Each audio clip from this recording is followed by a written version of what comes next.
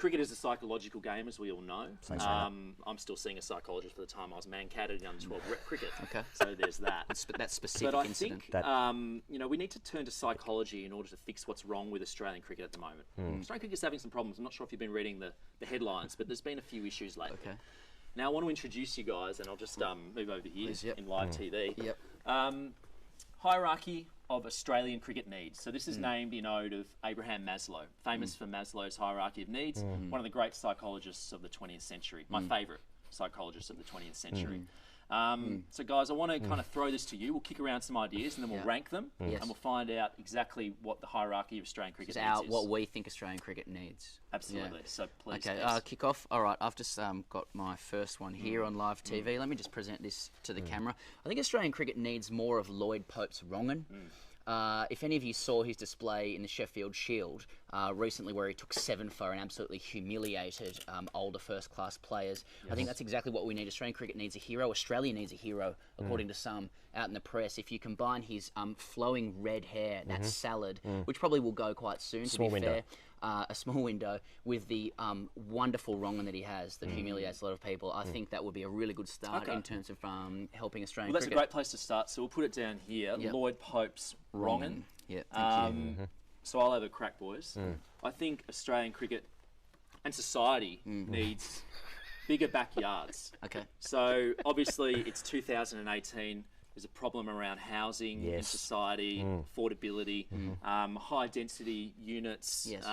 That kind of transition results in less backyards for kids to play cricket in. It's a real problem. I mean, we're a nation of renters now, and I seriously worry for the future of Australian cricket if there aren't kids, you know, rolling around in nice grassy backyards of at least 22 yards in length to hone their cricket skills. There's an election coming up. There's an election coming up. Scott Morrison, I'm not sure if you're watching this. You're doing a great job, but maybe you can turn your attention to this specific issue. So I'll click it on here. Thanks. Bigger backyards. Bigger backyards for Australian cricket. For Australian cricket. For the hierarchy of needs. Let's get that shot there. Normal TV. Okay.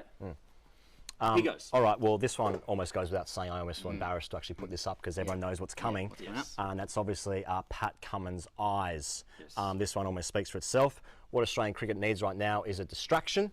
And what better way to distract the Australian public by Pat Cummins' beautiful blue eyes. He's got a wonderful mane as well. This all fits into Australian cricket's bigger need as well of tighter shirts. We spoke previously on the podcast about how Sean Marsh has got a really tight shirt at the moment. His rig is looking better than ever. Sure, he couldn't get off the square, you know, in the UAE. But, you know, he's come home strong and he scored 1800s in a row in the Sheffield Shield. He's going to do well for us at the Adelaide Oval. He's got a tight shirt, but that's all part of the distraction for Pat Cummins' Eyes. The Australian cricket team right now needs sex.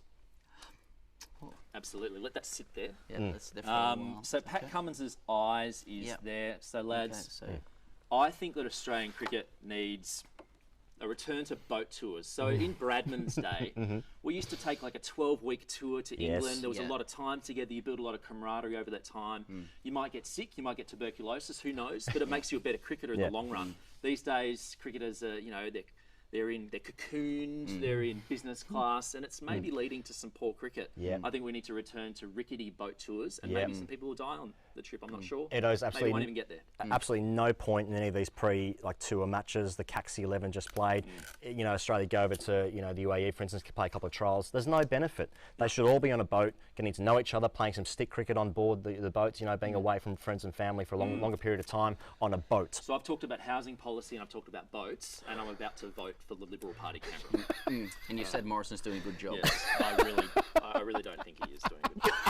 Sorry. I don't think I just have to clarify that. And finally, so the last one, Piss. And finally, this is how you get to self-realisation, which was the point of Maslow's The hierarchy whole point of of needs. it. We need to win meaningful cricket in meaningful formats. What do you the mean, way I Sam? see it is that there's 3 sort of items of meaningful cricket coming up for Australia. We've got the Australia versus India series that is upon us. We have the World Cup happening in England next year. Then we have the Ashes. And we're talking about men's cricket here to be specific. There's a lot of other meaningful cricket going on, but in terms of men's cricket, we absolutely need to win at least one of these things. A little bit more earnest. If we don't win one of these things, we are in dire straits. I don't even know. Well, I can't contemplate. We'll go back into recession. I'm sure that Virat Kohli is here to actually end democracy as we know it in this country. You know, just one man's opinion staring into a lens.